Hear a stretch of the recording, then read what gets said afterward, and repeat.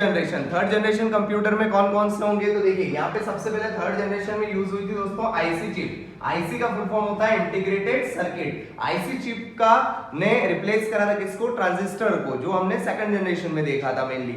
अब उसमें IC chip किस किस की बनी होती है? तो याद रखिएगा सिलिकॉन, सिलिकॉन का नोटेशन होता है एसआई, और जर्मेनियम की बनती है जिसको हम बोलते हैं जीई, याद रखिएगा। नेक्स्ट है आईसी चिप का आविष्कारक यानी इन्वेंटर बहुत पूछा जाता है, जिसका नाम है जेएस किल्वी।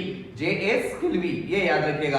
तो इन्वेंटर का भी एक वीडियो अपन ऑलरेडी डाल चुके हैं, जो कि मेनली जिसमें एरोप्लेन का राइट ब्रदर्स है ना, फैन का व्हीलर है, तो अपन ने इसको रिलेट करते हुए याद किया है। चलिए आगे देखते हैं। नेक्स्ट है दोस्तों इनिशियली ये एसएसआईसी और एमएसआईसी का इसमें उपयोग हुआ था। स्मॉल स्केल इंटीग्रेशन सर्किट और medium scale integrated circuit. Small scale और मीडियम स्केल, ये मीडियम तक कहां पे गया था? थर्ड जनरेशन में। और मीडियम के बाद आएगा वेरी स्केल, है ना, वेरी लार्ज स्केल इंटीग्रेशन, ये जाएगा फोर्थ जनरेशन में। और फिफ्थ में तो फाइनल आ जाएगा अल्ट्रा लार्ज स्केल इंटीग्रेशन।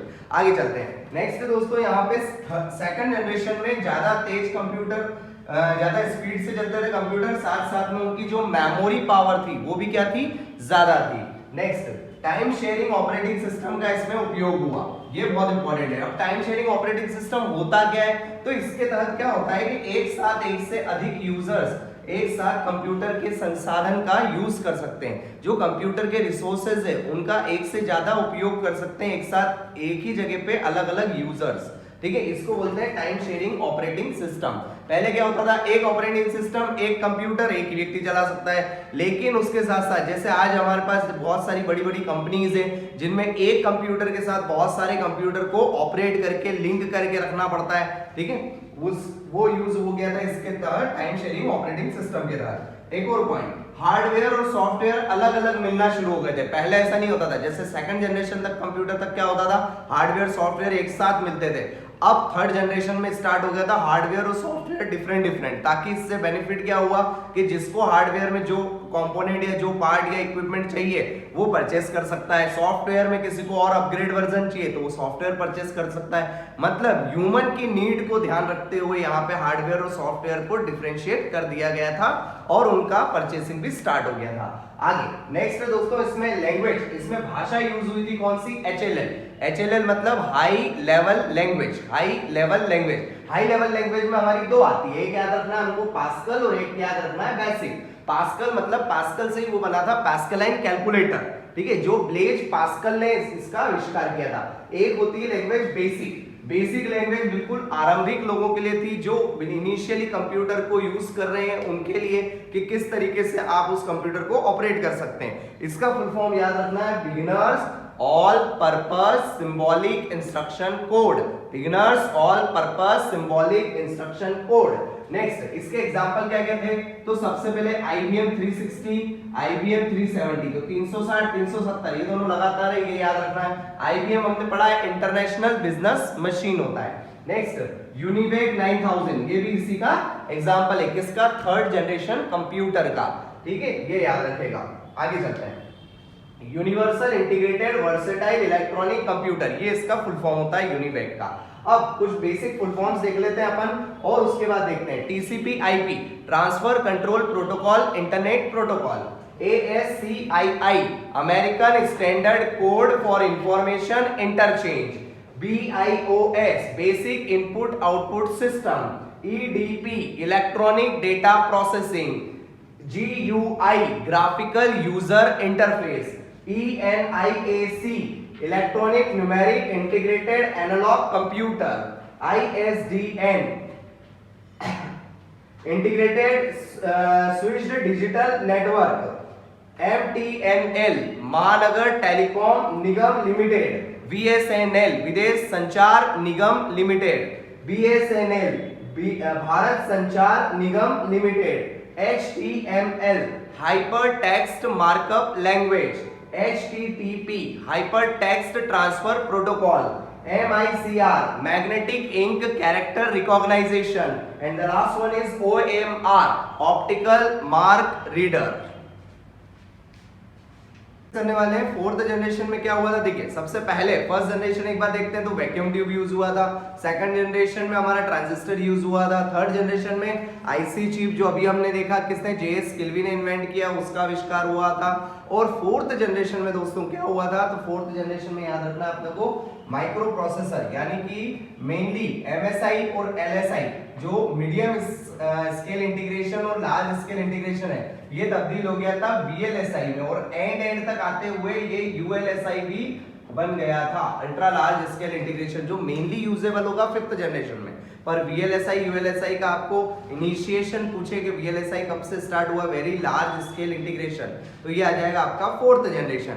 इसके टाइम पर क्या हुआ, माइक्रो प्रोसेसर का यूज हुआ। माइक्रो प्रोसेसर देखें तो माइक्रो प्रोसेसर का मेनली काम होता है क्या, साइज को कम करना। माइक्रो प्रोसेसर यूज करने से क्या होता है कि कंप्यूटर का साइज कम हो जाता है। अब पहली बात तो माइक्रो प्रोसेसर होता क्या है, तो माइक्रो प्रोसेसर जितने भी ट्रांजिस्टर्स होते हैं उन लाखों ट्रांजिस्टर्स होते हैं, हजारों लाखों ट्रांजिस्टर्स होते हैं, उन ट्रांजिस्टर्स को एक प्रॉपर सीरीज में अरेंज करने के बाद एक लॉजिकल यूनिट बनाना, उनकी एक अरिथमेटिक यूनिट बनाना जिसके थ्रू हम सेंट्रल प्रोसेसिंग यूनिट जिसको हम सीपीयू बोलते हैं उसका उपयोग कर सकें। जैसे कि आज की तारीख में हमारा माइक्रो प्रोसेसर बहुत सारी जगह यूज होता है इंस्टेड ऑफ कंप्यूटर के अलावा भी बहुत सारी जगह यूज होता है। मेनली हम बात करें तो कार की बात करें, व्हीकल्स में यूज होता है, सिलाई मशीन में यूज होता है, जैसे मैंने यहाँ पे लिखा है माइक्रोवेव ओवन में यूज होता है, इलेक्ट्रॉनिक गेम्स जितने होते हैं उनमें यूज होता है, व्हीकल की सेफ्टी के लिए मेनली माइक्रो प्रोसेसर का यूज किया जाता है। ठीक है, बहुत सारे माइक्रो प्रोसेसर कार्स वगैरह जो एडवांस कार आती है उनमें सब में ऑलरेडी क्या होते हैं, इनबिल्ट होते हैं। उससे हम क्या कर सकते हैं, व्हीकल की सेफ्टी देख सकते हैं, साथ साथ में जो हमारा एयर फ्यूल का रेशो होता है वो रेशो इससे एडजस्ट किया जाता है ताकि फ्यूल कंजप्शन हमारा कम से कम हो, फ्यूल कंजप्शन के साथ साथ एफिशिएंसी हमारी ज्यादा से ज्यादा हो, सेफ्टी पे भी हम इजीली इस पे देख सकते हैं इसके थ्रू माइक्रो प्रोसेसर के। नेक्स्ट यहाँ पर मेमोरी जो यूज हुई थी दोस्तों फोर्थ जनरेशन में कौन सी थी, सेमीकंडक्टर मेमोरी इसमें यूज हुई थी इंस्टेड ऑफ टैप और डिस्क। जो टैप और डिस्क हमने फर्स्ट और सेकंड जनरेशन में देखा था पिछले पार्ट में हमने, वैसे के वैसे यहाँ पे सेमीकंडक्टर यूज हुआ था, ये याद रखना है अपने को। दूसरा नेक्स्ट है इसमें जीयूआई का फुल फॉर्म अभी हमने देखा graphical user interface. Graphical user interface का यहाँ पर क्या हो गया था, डेवलपमेंट हो गया था, जिससे क्या हुई कि समय की काफी बचत हुई, टाइम की बहुत ज्यादा बचत हुई, साइज क्या हो गया कंप्यूटर का छोटा हो गया, एफिशिएंसी कंप्यूटर की बहुत ज्यादा बढ़ गई, किससे, ग्राफिकल यूजर इंटरफेस से। मतलब इसके थ्रू यूजर और जो ग्राफिक डिजाइन हम कर रहे हैं उस कंप्यूटर के प्रोग्राम को बनाने के लिए वो एक तरीके से क्या हो गया, बहुत सिंप्लीफाई हो गया। तो यूजर के लिए उसको समझना बहुत इजी हो गया, प्रोग्रामिंग करना इससे इजी हो गया, और उसके थ्रू क्या हो गया, कंप्यूटर का साइज भी कम हो गया। साइज कम हो गया तो जिससे क्या हो गया, वो उसको कैरी करना इजी हो गया एक जगह से दूसरी जगह तक ले जाने के लिए। तो यहाँ पर मेनली आप बात करेंगे फोर्थ जनरेशन में, तो एक तो मिनी कंप्यूटर भी बोल सकते हैं उसको, या हम पीसी बोलते हैं आज की तारीख में, पर्सनल कंप्यूटर, साथ साथ में माइक्रो प्रोसेसर या मिनी कंप्यूटर बोले। इसका आविष्कार किस जनरेशन में हुआ, ये अगर क्वेश्चन आपसे आए तो आपको क्या लगाना है, फोर्थ जनरेशन लगाना है। नेक्स्ट देखिएगा यहाँ पे एमएस डॉस, ठीक है, MS DOS disk operating system, MS Windows Microsoft Windows का, एप्पल मैक ओएस का तथा सी लैंग्वेज का आविष्कार हुआ। सी लैंग्वेज भी बहुत पूछी जाती है कि सी लैंग्वेज का आविष्कार क्या हुआ, ये कहां पे हुआ, कौन सी जनरेशन हुआ। तो आप मुझे कमेंट बॉक्स करके बताइएगा कि फादर ऑफ सी लैंग्वेज कौन है। जैसे हमने यहाँ पर बहुत सारे पितामह पढ़े, फादर ऑफ कंप्यूटर कहते हैं चार्ल्स बेबेज को, फादर ऑफ इंडियन कंप्यूटर विजय पांडुरंग को कहते हैं, father of IC chips JS किल्वी को कहा जाता है, फादर ऑफ फर्स्ट प्रोग्रामर जो है वो लेडी ऑगस्टा को कहा जाता है, राइट, और हरमन होलार्ड को फादर ऑफ पंच कार्ड कहा जाता है। तो उसी तरीके से फादर ऑफ सी लैंग्वेज भी एक व्यक्ति है जो कि बहुत फेमस है, तो वो जरूर बताइएगा। चलिए आगे देखते हैं। नेक्स्ट है दोस्तों एचएलएल मतलब हाई लेवल लैंग्वेज। जैसा कि हमने पढ़ा हाई लेवल लैंग्वेज में दो होती है, कौन कौन सी मेनली, एक तो पास्कल होती है और एक बेसिक होती है। बेसिक का अभी हमने फुल फॉर्म देखा था, मुझे आशा है आप सभी को याद होगा कौन कौन सा क्या था, beginners all purpose symbolic instruction code. तो यहाँ पर बेसिक और पास्कल हाई लेवल लैंग्वेज का तो निर्माण हो गया थर्ड जनरेशन में, लेकिन फोर्थ जनरेशन में उस हाई लेवल लैंग्वेज का स्टैंडर्डाइजेशन बनाना यानी कि मानकीकरण करना के का जैसे यहाँ पे मानकीकरण, स्टैंडर्डाइजेशन कब हुआ? तो हाई लेवल लैंग्वेज का स्टैंडर्डाइजेशन हुआ था 4th में, चौथी पीढ़ी के दौरान हुआ, जिसके तहत हमने उस लैंग्वेज का एक मानक बना दिया। जैसे हम देखते हैं यहाँ पर अभी हमारे लेंथ के, ठीक है, मास के, इसके भी हम साइंस में पढ़ते हैं तो कुछ मानक है, स्टैंडर्ड है। लेंथ का स्टैंडर्डाइजेशन होता है मीटर में, यूं तो देखें तो लेंथ किलोमीटर में भी होती है, ठीक है, डेसीमीटर, डेकामीटर, हेक्टोमीटर, पिकोमीटर सब में होती है, लेकिन मीटर एक स्टैंडर्ड यूनिट होती है, मास की स्टैंडर्ड यूनिट केजी होती है। उसी तरीके से सेम कंप्यूटर में भी कुछ हाई लेवल लैंग्वेज के स्टैंडर्डाइजेशन पैमाने होते हैं, तो वो मेनली इंपॉर्टेंट है। आगे चलते हैं नेक्स्ट दोस्तों, इसमें प्रोग्राम सभी कंप्यूटर में चलाया जा सका। जिससे स्टैंडर्डाइजेशन बनाने से फायदा क्या हुआ कि जो प्रोग्राम हमने बनाया है वो पर्टिकुलर किसी कंप्यूटर तक सीमित नहीं था, लेकिन ऐसा पहले की पीढ़ी में था।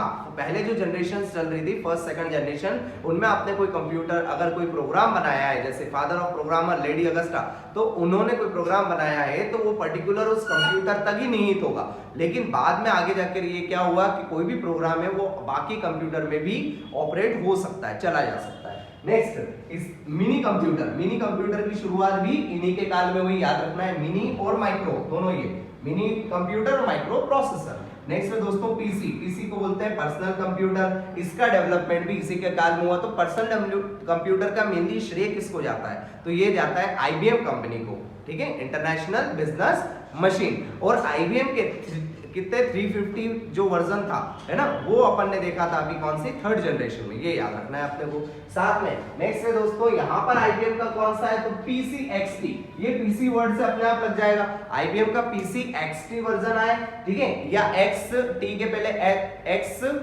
एस वर्जन आए, एक्स एस वर्जन आए, एक्स टी वर्जन आए, ये दोनों वर्जन किसके अंदर थे? तो चौथी पीढ़ी में थे। तो आपको बस पीसी वर्ड याद रखना है, पीसी आया तो आपको चौथी जनरेशन लगाना है। नेक्स्ट है एप्पल सेकंड भी किसमें, इसी के काल में आया था, कंप्यूटर की 4th जनरेशन के अंदर। तो ये सारा मेनली इसका डेटा है जो अपने लिए इंपॉर्टेंट है, ठीक है। चलिए 5th जनरेशन देखते हैं हम। यहाँ पर हमने 4th जनरेशन तक कंप्लीट करा, अब हम देख रहे हैं 5th जनरेशन, जो लास्ट बहुत एडवांसिंग स्टेज है, जिसमें हम artificial intelligence, robotics, ultra large scale integration, इस पर पहुंच रहे हैं। तो सबसे पहले यहाँ पर देखिएगा यूएलएसआई का आविष्कार, ultra large scale integration. Actual में ये 4th जनरेशन में स्टार्ट हो गई थी, लेकिन ये 5th जनरेशन में अब ये मेनली अपना रूप ले रही है। यहाँ पर क्या क्या चीजें संभव हुई, एक ही चिप में करोड़ों गणनाएं एक साथ पॉसिबल हो पाई है। जैसे पहले हमको बताया गया मल्टीपल चिप्स का यूज होता था, ट्रांजिस्टर्स का यूज होता था, माइक्रो प्रोसेसर्स आए थे, आईसी चिप आई थी, लेकिन यहाँ पर अब एक ही चिप के द्वारा हम क्या कर सकते हैं, बहुत सारी गणनाएं कर सकते हैं। एक साथ हम addition, subtraction, multiplication, division, square root, cube root, सारी चीजें हम एक ही चिप के द्वारा कर सकते हैं। इन्होंने क्या करा, एफिशिएंसी को बहुत एडवांस करा, साथ साथ में साइज को बहुत स्मॉल किया, टाइम जो है वो बहुत कम किया, राइट, कैलकुलेशन और उसका रिजल्ट, इनपुट और आउटपुट का जो टाइम है उसको मिनिमाइज करा। साथ साथ में इन्होंने मेनली डेस्कटॉप और जो पर्सनल कंप्यूटर थे उनके इसमें इस टाइम पर क्रांति आ गई थी 5th जनरेशन में। नेक्स्ट डेवलपमेंट और उसके साथ साथ स्टोरेज में यहाँ पर हम कॉम्पैक्ट डिस्क और डिजिटल वर्सेटाइल डिस्क ये इसका यूज करने लग गए। सीडी और डीवीडी दोनों की दोनों कौन सी, एक ऑप्टिकल डिस्क है हमारी, राइट, जो ऑप्टिकल फाइबर पर काम करती है। नेक्स्ट है हमारे पास साथ में हम कुछ कई बार स्टोरेज के लिए इसमें पेन ड्राइव, मेमोरी कार्ड, इनका यूज करने लग गए, जैसे कि आज की जनरेशन में हम इनका यूज करते ही हैं। तो ये मेनली हम 5th जनरेशन में ही वर्क कर रहे हैं। साथ में यहाँ पर दोस्तों किस का डेवलपमेंट हुआ, इंटरनेट का डेवलपमेंट हुआ। इंटरनेट के पितामह कहलाते हैं बेंट सर्फ। ईमेल का डेवलपमेंट हुआ जिसके कहलाते हैं रे टॉमिल्सन। नेक्स्ट है WWW, वर्ल्ड वाइड वेब का आविष्कार टिम बर्नर्स-ली ने किया है। ये क्वेश्चन भी आया कई बार कि WWW का आविष्कार टिम बर्नर्स-ली ने किस सन में किया है, तो याद रखना 1989 में। ईमेल के साथ साथ एक इंडियन के बारे में बहुत पूछा जाता है यहाँ पे, हॉटमेल का आविष्कार किया है दोस्तों सबीर भाटिया ने हॉटमेल का आविष्कार किया है। तो क्या क्या देखा हमने, सबसे पहले इंटरनेट का आविष्कार किया है विंट सर्फ ने। WWW का आविष्कार किया है टिम बर्नर्स-ली ने। ईमेल का आविष्कार किया है री टॉमिलिसन ने। और लास्ट मैंने अभी बताया आपको हॉटमेल, हॉटमेल का आविष्कार किसने किया है? तो सबीर भाटिया ने, सबीर भाटिया ने। चलिए आगे देखते हैं। नेक्स्ट है दोस्तों आर्टिफिशियल इंटेलिजेंसी, जिसमें अपन रोबोटिक्स की मदद से अपग्रेड कर रहे हैं सारी चीजों को, उसका डेवलपमेंट की अभी पूरी तरीके से कोशिश करी जा रही है। बहुत सारे फील्ड में उसका डेवलपमेंट हुआ भी है, कुछ चीजों में डेवलपमेंट अभी ऑनगोइंग है, चल रहा है, उस पर वर्क R&D चल रहा है। नेक्स्ट है पोर्टेबल पीसी और डेस्कटॉप पीसी। जैसे हमने यहाँ पे पिछले इसमें देखा था मैंने पहले के पीसी यानी कि पर्सनल कंप्यूटर, पर्सनल कंप्यूटर का आविष्कार चौथी पीढ़ी में हो चुका था। तो पर्सनल कंप्यूटर में जिसमें अपन ने मिनी कंप्यूटर देखा था मेनली और माइक्रो प्रोसेसर का देखा था, तो यहाँ पर पर्सनल कंप्यूटर में एक डेस्कटॉप कंप्यूटर होता है, ठीक है, और एक आपका कौन सा होता है? पोर्टेबल। पोर्टेबल मतलब जिसको अपन एक जगह से दूसरी जगह ले जा सके आसानी से। तो उनका तो रिवॉल्यूशन आ गया था, मेनली उनका रिवॉल्यूशन यानी कि क्रांति आ गई थी उस फील्ड में। तो बहुत सारी तरीके से ये एक इनका जो एक्सपोर्ट था वो बहुत ज्यादा होने लग गया था, ठीक है, और ये बहुत ज्यादा इनकी सेलिंग भी होने लग गई थी। इसके एग्जांपल क्या क्या है? तो IBM नोटबुक, IBM नोटबुक किसका एग्जांपल है? जो अभी हम देखते हैं कि नोटबुक आ गया है, तो नोटबुक किसका एग्जांपल है? 5th जनरेशन का एग्जांपल है। साथ साथ में पेंटियम पीसी जो होता है, पेंटियम पीसी का पेंटियम मॉडल जो होता है वो भी किसका? 5th जनरेशन का। साथ में सुपर कंप्यूटर, ठीक है, सुपर कंप्यूटर भी इसी में 5th जनरेशन में आता है। तो मेनली हमें क्या याद रखना है? सिर्फ एक स्टोरेज कैपेसिटी ध्यान रखना है कि CD DVD किस में आ गई थी? 5th जनरेशन में आ गई थी। आगे चलते हैं। नेक्स्ट है इसके द्वारा हमारे पास इंटरनेट एप्लीकेशन, जितने भी इंटरनेट के थ्रू एप्लीकेशंस होती हैं वो 5th जनरेशन में हम यूजफुल कर सकते हैं। एनिमेशन, एनिमेशन के थ्रू हमारे जितने भी कार्टून्स बनते हैं, जितने भी एनिमेटेड सारे सीरियल्स होते हैं, उनका भी सारा डेवलपमेंट इसी के दौरान होने लग गया था। ग्राफिक डिजाइनिंग होने लग गई थी इस काल में, 5th जनरेशन के काल में। साथ साथ में ये सारी चीजें संभव हो पाई थी किसमें? 5th जनरेशन में। तो ये हमारा था पूरा किसका? 1st, 2nd, 3rd, 4th और 5th जनरेशन के बारे में जो हमने पूरा देखा, ठीक है। आइए तो अब लास्ट हम थोड़ा सा फुल फॉर्म्स देख लेते हैं। यहाँ पर DES data encryption system, PSTN public switched telephone network, SIMD single instruction multiple data, MIMD multiple instruction multiple data, LAN local area network, MAN metropolitan area network and WAN wide area network. I hope you like it. Thank you so much. Me Mayur Tripathi, see you soon next video. Thank you.